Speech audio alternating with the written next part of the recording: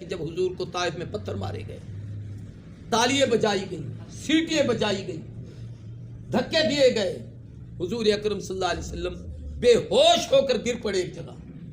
تین بدماش آئے، ایک نے دائیں بازو سے پکڑا، دوسرے نے بائیں سے پکڑا اور یوں پکڑ کے حضور کو کھڑا کیا، اور تیسرا کمینہ کمر کی طرف سے آیا اور اس نے دونوں ہاتھ حضور کی کمر پر یوں رکھے اور اس نے اپنا گھٹنا حضور کی کمر کے اندر یوں کر کے زور سے مارا۔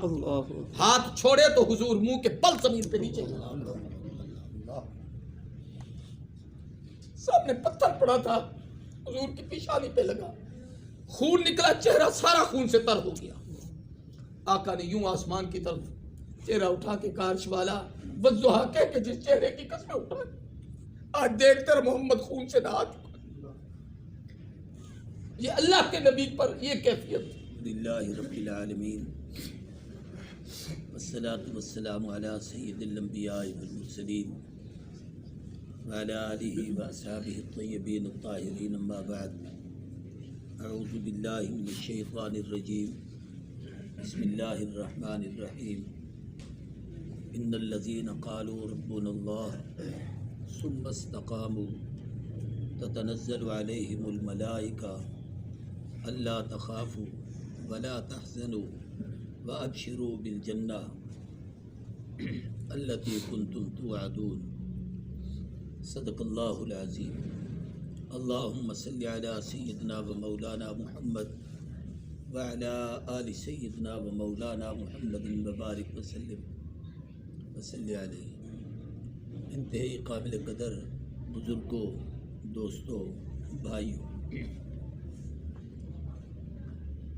اللہ تبارک و تعالیٰ نے انسان کو اس مختصر سی زندگی میں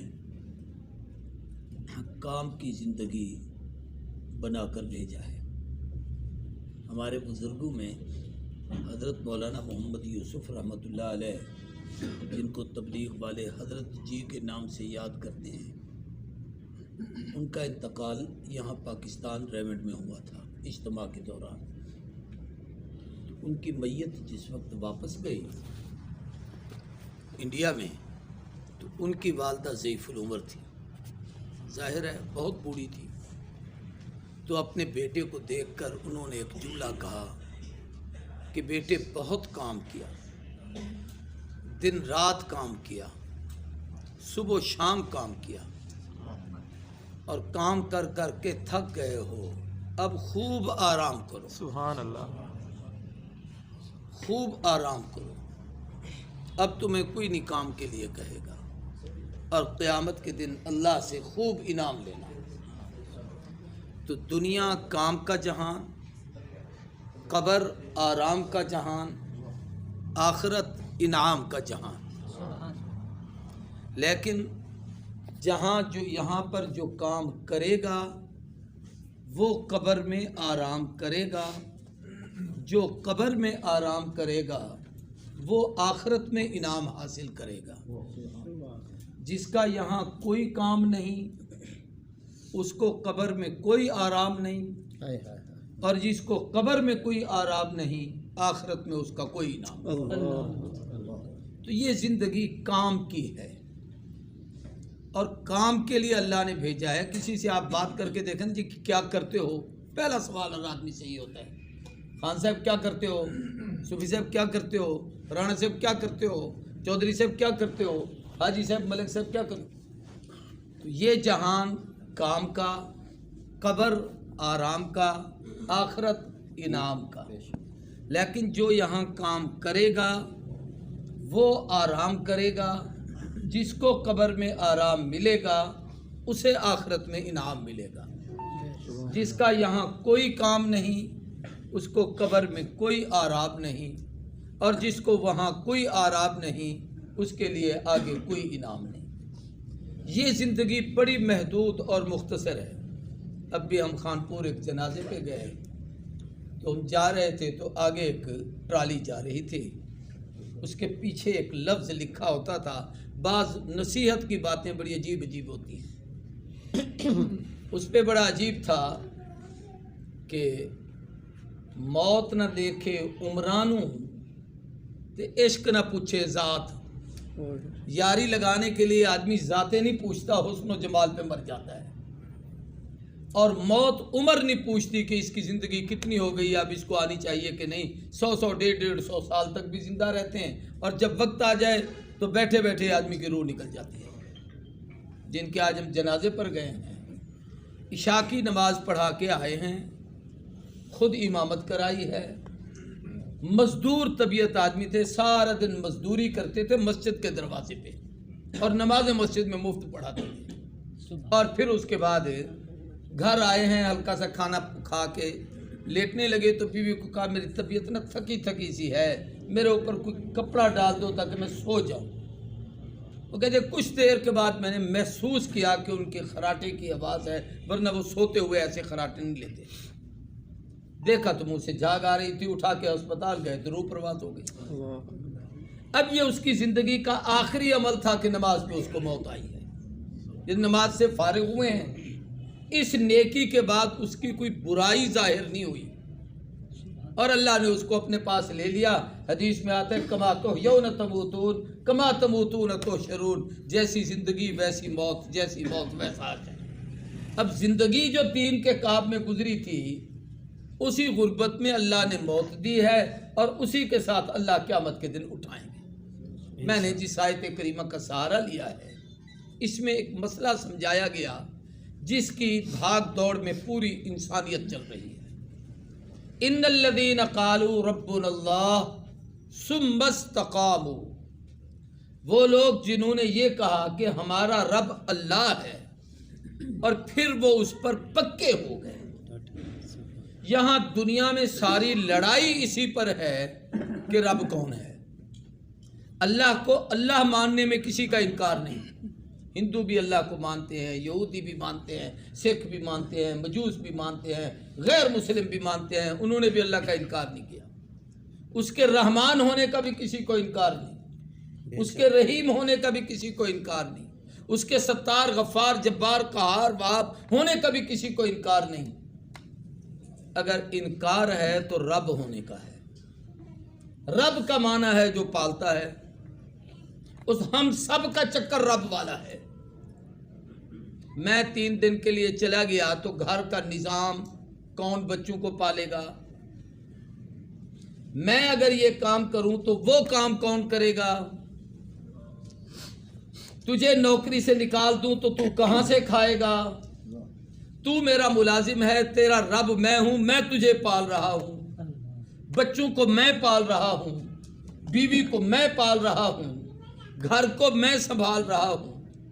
ہر آدمی سمجھتا ہے میں رب ہوں، اور اللہ کا قرآن ساری بحث یہی کرتا ہے کہ ساری کائنات میں صرف یہ سمجھ لو کہ ہمیں پالنے والا ہمارا رب ایک ہے، اس کو اللہ کہتے ہیں، اور یہی اللہ کا رب ہونا ہی سارے قرآن میں سکھایا گیا ہے۔ سب سے پہلی وحی جو نبی کریم صلی اللہ علیہ وآلہ وسلم پر اتری ہے وہ سورہ اقرا بسم ربک الذی خلق، اس میں سب سے پہلا لفظ یہی ہے، اقرا، پڑھیے، باسم ربک الذی خلق، یونی کا رحمان کے نام پر، رحیم کے نام پر، اللہ کے نام پر، اس کے نام پر جو تمہارا رب ہے، جس نے تمہیں پالا ہے۔ اور رب کہتے ہیں جو آدم سے وجود میں لائے اور بتدریج وقفے وقفے سے کسی کو منزل مقصود تک پہنچائے، وہ رب ہوتا ہے۔ ہم پیدا ہوئے، ماں کے پیٹ میں اتنا بڑا نقشہ کس نے بنایا؟ وہ رب ہے۔ پیدا کیا، وہ رب ہے۔ اس نے ہمیں سارا نظام یہ بنا کے دیا اور چل رہے ہیں تو وہ رب ہے۔ تو یہ رب کے قبضہ قدرت میں ہے۔ تو پہلی وہی رب کی تھی کہ رب کو مانو، اور اسی پر ساری کی ساری لڑائی اور بحث مباحث ہے۔ قرآن مجید شروع ہوتا ہے تو سب سے پہلا لفظ ہے الحمدللہ رب العالمین، سب تعریفیں اس اللہ کے لیے جو سارے جہانوں کا کیا ہے؟ رب ہے، پالنے والا۔ اور اگر آپ عالمین پر غور کریں تو عالم کس کو کہتے ہیں؟ عالم کا معنی صرف یہ ایک جہان نہیں، علماء نے لکھا ہے 18,000 مخلوق ہے، 6,000 خشکی کی اور 12,000 پانی کی۔ ہر مخلوق کا اپنا ایک جہان ہے اور اللہ ہر جہان کا رب ہے، 18,000 جہانوں میں رب۔ پھر اگر اس کو اور تفصیل میں لے جائیں تو حیران ہو جائیں گے۔ ہم اس دنیا میں آنے سے پہلے انسان عالم ارواح میں تھے تو وہاں بھی ہمارا رب اللہ ہے، اس لیے عالم ارواح میں جو رب کا سوال تھا وہ یہی تھا، الست بربکم، میں رب ہوں یا کوئی اور ہے؟ وہاں یہ نہیں پوچھا میں رحمان ہوں کہ نہیں، میں خالق ہوں کہ نہیں، میں مالک ہوں، میں رب ہوں، میں پالتا ہوں یا دکان سے پلتے ہو، میں پالتا ہوں یا تجارت سے پلتے ہو، میں پالتا ہوں یا ملازمت سے پلتے ہو، میں پالتا ہوں یا جناب زراعت سے پلتے ہو، میں پالتا ہوں یا ذمہ دارہ سے پلتے ہو۔ اسباب کی دنیا میں ذہن ہے کہ ان نقشوں سے پلتے ہیں، وہ کہتا ہے میں وہ ہوں، یہ کچھ بھی نہ ہو میں تب بھی پالتا ہوں، اور وہ پال کے دکھاتا ہے۔ تو میں عرض کر رہا ہوں کہ وہاں بھی سوال تھا تو رب کا، ماں کے پیٹ میں آئے ہیں تو اس نے پورا نقشہ بنایا ہے، تو یہ وہی رب ہے۔ پھر وہ ایک عالم ارواح، پھر ماں کے پیٹ کا جہان، پھر دنیا کا جہان، پھر اس دنیا کے جہان میں ہم کتنے جہانوں سے گزرتے ہیں۔ بچوں کا جہان اپنا ہے، جوانوں کا جہان اپنا ہے، بوڑھوں کا جہان اپنا ہے، مردوں کا جہان اپنا ہے، عورتوں کا جہان اپنا ہے، پڑھے ہوئوں کا جہان اپنا ہے، ان پڑھوں کا جہان اپنا ہے۔ ہر آدمی اپنے اپنے ایک جہان میں رہتا ہے۔ بچے کھیل رہے ہوں تو آدمی کہتے ہیں یار انہیں تو جہان ہی اپنا ہے، یہ اپنے جہان میں بیٹھے ہوئے ہیں۔ اگر 2-3 ڈاکٹر پروفیسر بیٹھے ہیں یہ اپنے جہان میں ہیں، 3-4 عالم حافظ قاری بیٹھے ہیں یہ اپنے جہان میں ہیں۔ جو جس جگہ ہے اس کا ایک جہان ہے، جو جس جہان میں ہے اس کا رب اللہ ہے، سب کو اللہ پالتا ہے۔ تو اب اس جہان کو اگر ہم سوچنا شروع کر دیں، پھر اس جہان کے آپ وسعت میں جائیں تو حیران ہو جائیں گے۔ عقل ایک جہان ہے، بے وقوفی بھی ایک جہان ہے، صحت کا جہان اور ہے، بیماری کا جہان اور ہے، خوشی کا جہان اور ہے، غمی کا جہان اور ہے، دکھ کا جہان اور ہے، سکھ کا جہان اور ہے۔ ایک حالت میں آدمی کروڑوں جہانوں میں رہتا ہے۔ ہم کہتے نہیں ہے یار اس کا پتہ نہیں ہے، اس کو تو اتنا عرصہ ہو گیا، وہ تو قومے کے عالم میں ہے، یعنی ایک جہان ہے جس کے اندر وہ ہے۔ ہمارے مولانا خان محمد صاحب کنیا شریف والے رحمہ اللہ کا ایک بیٹا 5.5 سال قومے میں رہا، ابھی کچھ عرصہ پہلے اس کا انتقال ہوا۔ اچانک رات کو سویا، صبح کو اس پہ وہ کیفیت طاری ہو گئی، اور 5.5 سال تک وہ ڈھانچہ یوں رکھا رہا۔ قومے کی کیفیت تھی، زندگی ہے، چل رہی ہے، سانس ہے، آ جا رہی ہے، موت کا وقت اس کے ہاں متعین ہے، وہ حکم ہو تو روح نکلے گی۔ تو اللہ رب ہے ہمارا۔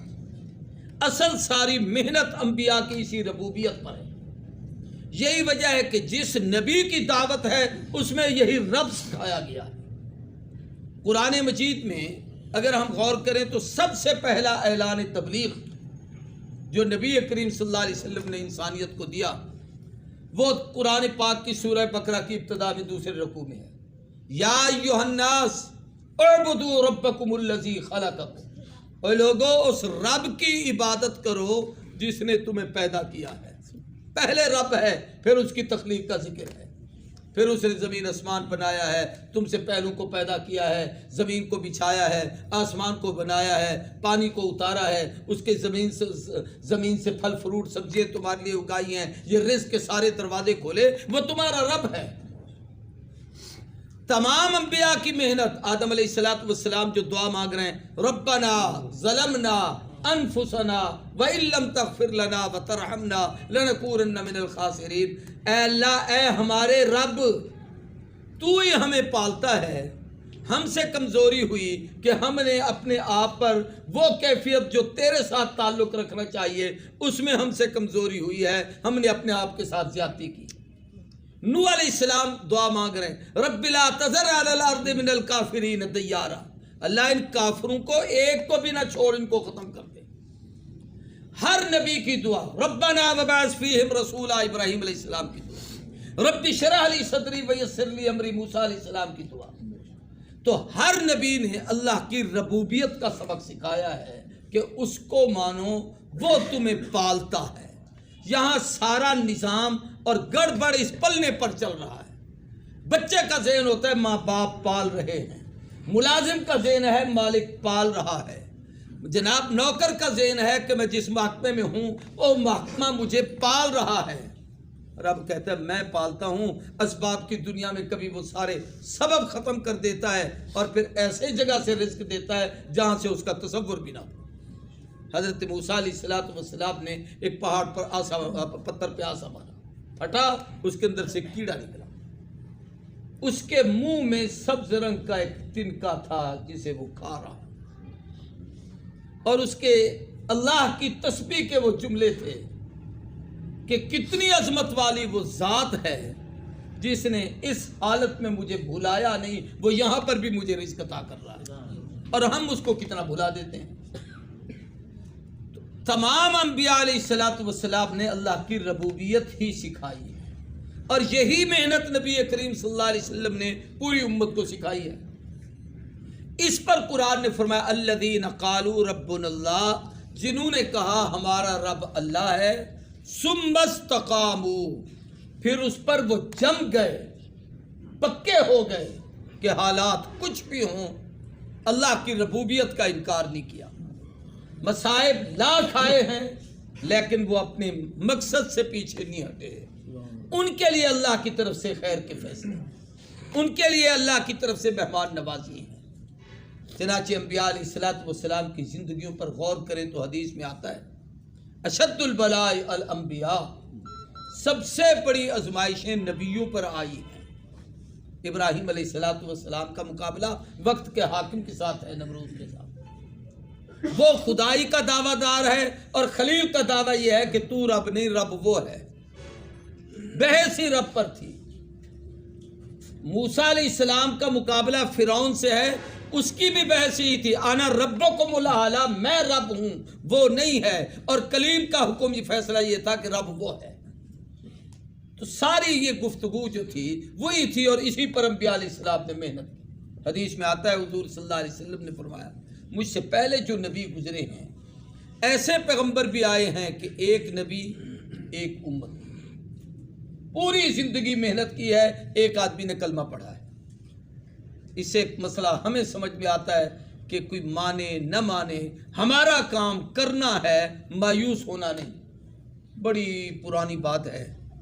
میں اور مولانا جلال الدین صاحب جو اس وقت خانپور پہ ہمارے امیر ہیں، اور ہمارے استاد حضرت مولانا منظور احمد صاحب دامت برکاتہم اللہ علیہ آپ کے ظاہر پیر والے، ان کے بیٹے تھے حفظ الرحمان یا حفیظ الرحمان،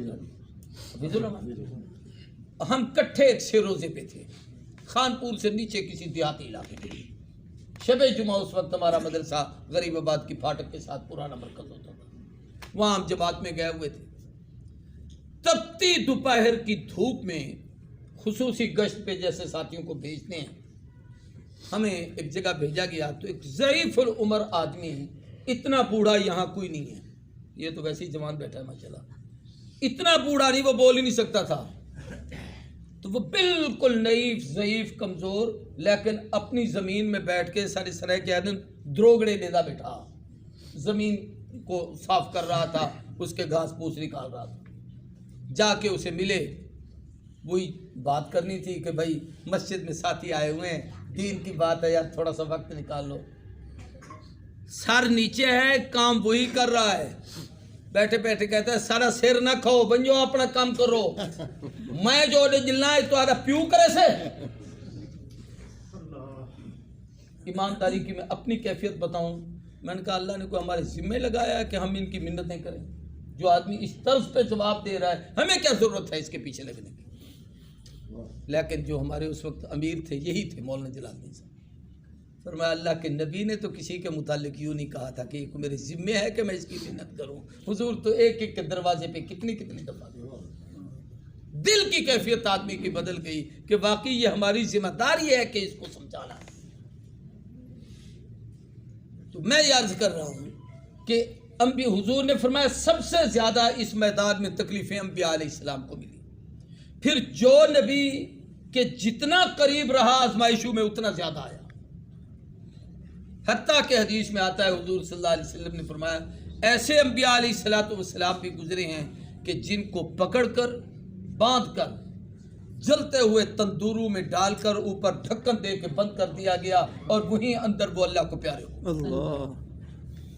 حدیث میں آتا ہے ایسے انبیاء علیہ السلام کے حالات بھی گزرے ہیں کہ ان کے جسم سے کپڑے اتار کر لوہے کی کنگھیوں کو آگ میں گرم کر کے ان کے جسم کو چھلا دیا. اللہ اکبر.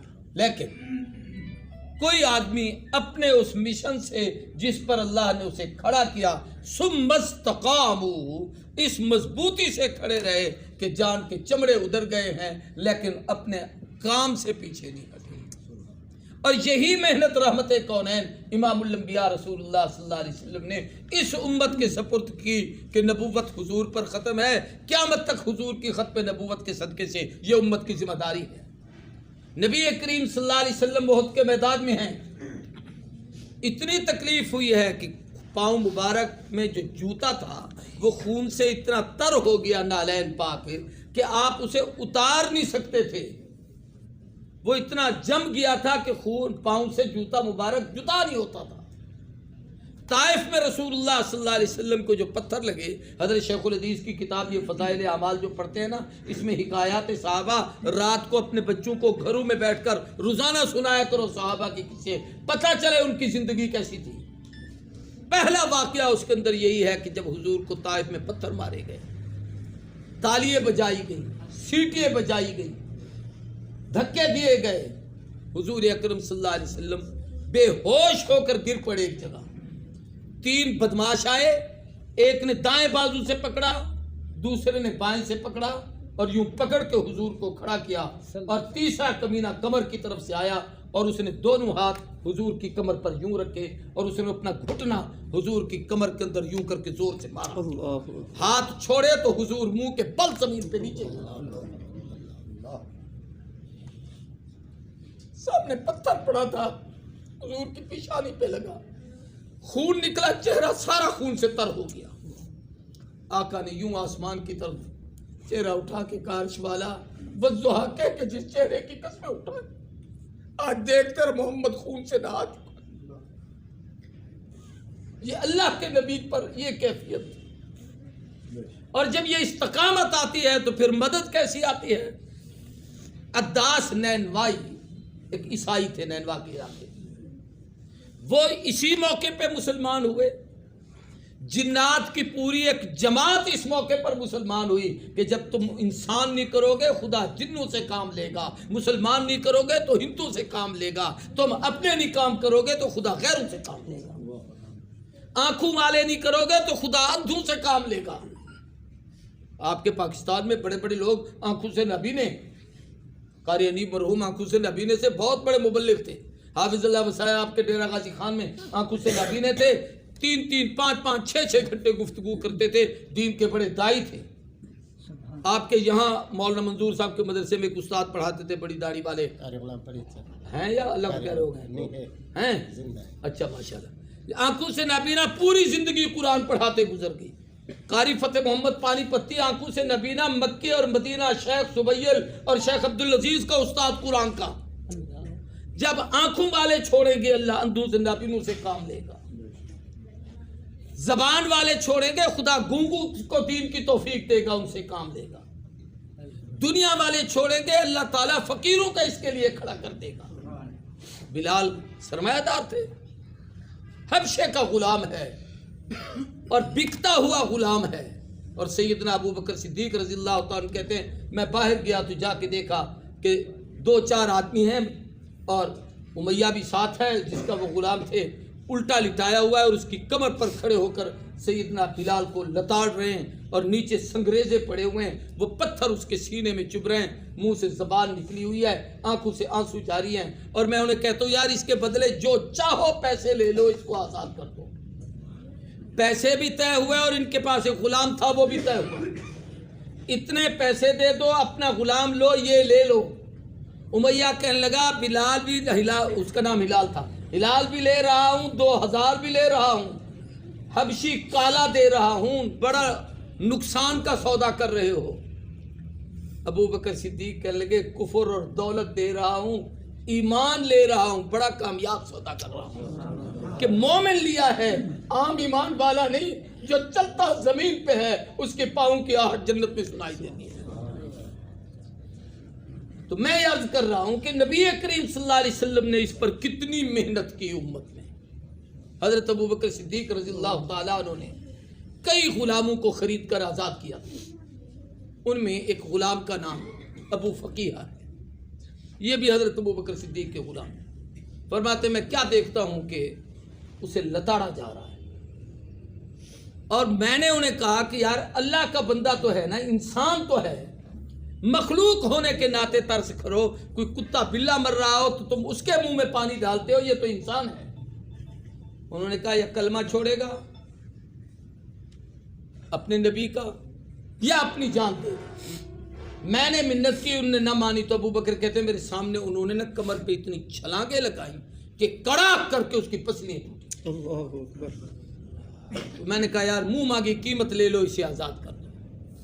حضرت ابو بکر کو آزاد کرا کے سیدنا صدیق اکبر نے پانی کا پیالہ بھر کے اسے کہا یار بڑی مار کھائی ہے، پانی تو پی لے۔ وہ یہ کہتے ہیں غلام ابو فقیہ، ابو بکر احسان تیرا بڑا ہے کہ تو نے مجھے آزاد کرایا ہے، لیکن جس نبی کے پیار میں میں نے اتنی مار کھائی ہے، جب تک میں اس کا دیدار نہیں کروں گا ایک گھونٹ بھی پانی کا نہیں پیوں گا۔ سیدنا صدیق کہتے ہیں میں نے سہارا دیا، حضور اکرم صلی اللہ علیہ وسلم کی خدمت میں لے کے آیا، جب لے کے پہنچے تو حضور صلی اللہ علیہ وسلم نے اس کا استقبال کیا۔ کیا خوش نصیب ہوگا جس کے لیے محبوب کھڑے ہو گئے۔ حضور نے سینے سے لگایا۔ میں نے کہا یار اب تو پی۔ اس نے کہا ابو بکر اب تو نہیں، اگر پلانا ہے تو پھر یار کے ہاتھ سے پلوا۔ پہلی بات تو یہ ہے کہ شربت دیدار کے بعد پیاسی ختم ہو۔ مریضان محبت کو فقط دیدار کافی ہے، ہزاروں طب کے نسخے سے نگاہ یار کافی۔ تو دولت اور دنیا کی باتیں کرتا ہے، محبوب کے چہرہ دیکھنے کے بعد میری پیاسی ختم ہو گئی۔ یہ وہ محنت ہے جو صحابہ نے اس دین کے لیے کی۔ اس کو اللہ نے فرمایا ان الذین قالوا ربنا اللہ ثم استقاموا، جم گئے پکے ہو گئے، گھر دینا پڑا دے دیا، مال دینا پڑا دے دیا، جان دینی، اور تین قربانی خدا مانگتا ہے، مال کی قربانی، جان کی قربانی، وقت کی قربانی۔ اور تینوں چیزیں قیمتی ہیں جو ہم کسی کو نہیں دے سکتے۔ اپنی جان کسی کو نہیں دیتے، رب کہتا ہے میں نے دی ہے میں لوں گا۔ مال کسی کو نہیں دیتے، مجھے بہت پیارا ہے، اللہ کہتا ہے میرے راستے میں خرچ کرے گا تو میرا بنے گا۔ وقت بڑا قیمتی ہے، رب کہتا ہے میں نے دیا ہے، ایک سیکنڈ لگتا ہے سانس لینے میں، یہ وقت ہی سارا ختم ہو جائے گا۔ اور یہ تینوں چیزیں رب کو دے گے تو رب کا کی قربت نصیب ہوگی۔ ثم استقاموا، جو مضبوطی سے جم گئے، اب اللہ نے اس کا نتیجہ بیان فرمایا تتنزل علیہم الملائکہ، ایسے لوگوں پر خدا کے فرشتے اترتے ہیں، اور وہ فرشتے آ کر ان کو تسلی دیتے ہیں، کہتے اللہ تخافوا ولا تحزنوا، خوف بھی نہ کھاؤ، تم پر کیا کیا گزرا، جو گزر گیا اس پہ غم نہ کرو، آنے والا خوف نہ کھاؤ، اگلی زندگی تمہارے لیے انعام کی ہے، تکلیفوں کا دور ختم ہو گیا، جو گزر گیا ہے اس کی پریشانیوں کا اب انعام ملنے والا ہے، ابشروا بالجنہ، اور تمہیں بشارت ہے جنت کی، جنت کی خوشخبری ہے، اللہ نے جو وعدہ کیا وہ تمہیں اللہ عطا فرمائیں گے، لیکن یہ اس کے لیے ہے جس کو اس وعدے پر یقین ہو۔ ہم مسلمان ہیں پیارے بھائیوں، لمبی چوڑی تقریر کرنا مقصود نہیں ہے، یہ جو دن رات محنت ہے کہ مختصر سی زندگی ہے، اس میں ہم سوچیں اپنے رب کو راضی کرنے کے لیے اس کی ذات پر ہمارا یقین کتنا ہے، اس کے احکامات کو ہم پورا کتنا کرتے ہیں، کیا 5 وقت نماز خود پڑھتے ہیں، دوسروں کو کہتے ہیں، ہمارے گھر کے بچے، بیٹے بیٹیاں بیویاں ادا کرتی ہیں یا نہیں کرتی؟ بچہ سویا ہوا ہے نہ اٹھاؤ، لیکن سکول کا وقت آ گیا ہے تو کان سے پکڑ کے اٹھا دیں۔ آج اتوار ہے، سکول سے چھٹی ہے، نماز کی چھٹی ہو جاتی ہے۔ یعنی یوں سمجھو کہ اس تعلیم کی اہمیت ہے اللہ کے دین کی اہمیت نہیں ہے تو پھر ہم مسلمان کس چیز کے ہیں؟ اس لیے یہ سوچنا کہ ہمیں یہ دین آ جائے، ہماری نسلوں میں آئے، ہمارے گھروں میں آئے، ہمارے معاشرے میں آئے، ہمارے ماحول میں آئے، تو گاڑی خراب تو سڑک پہ ہوتی ہے، بنتی ورک شاپ میں ہے، ہم بگڑتے تو کہیں بھی ہیں، لیکن حضور کے زمانے سے آج تک امت کے بننے کی جگہ مسجد ہے۔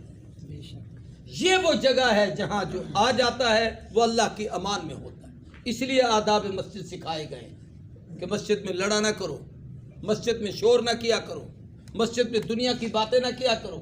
ایک روایت میں آتا ہے کہ جب تم آپس میں گپے مارتے ہو تو فرشتہ پہلے کہتا ہے تمہیں، اوے اللہ کے بندے خاموش رہے، اللہ کے پیارے چپ رہے، پھر بھی بولتے ہو تو پھر کہتا ہے خدا کے دشمن، تجھے شرم نہیں آتی اللہ کے گھر میں دنیا کی باتیں کرتا ہے، تجھ پہ لعنت ہو اللہ کی، فرشتوں کی، قیامت تک کی، انسانوں کی، کہ رب کی محبوب جگہ ہے، اللہ کے گھر کی جگہ ہے، اور رب کے گھر میں دنیا کی باتیں۔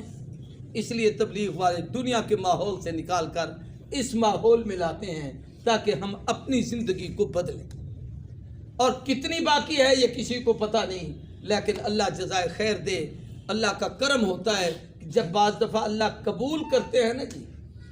ایک حدیث میں ایک صحابی کا واقعہ آتا ہے کہ اس نے کلمہ پڑھا، جنگ ہو رہی تھی، تلوار ہاتھ میں لی آگے گیا، اور ابھی نماز کا وقت بھی نہیں ہوا تھا اور وہ وہیں شہید ہو گیا۔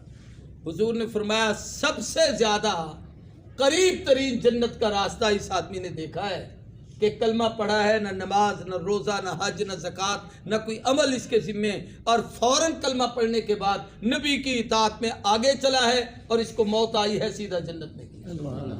کئی دوستوں کو دیکھا اس راستے میں نکلے ہیں، اللہ جب بلا لیتا ہے تو پچھلی ساری معافی ہو گئی، اب سیدھا جنت کا وارث ہو گیا۔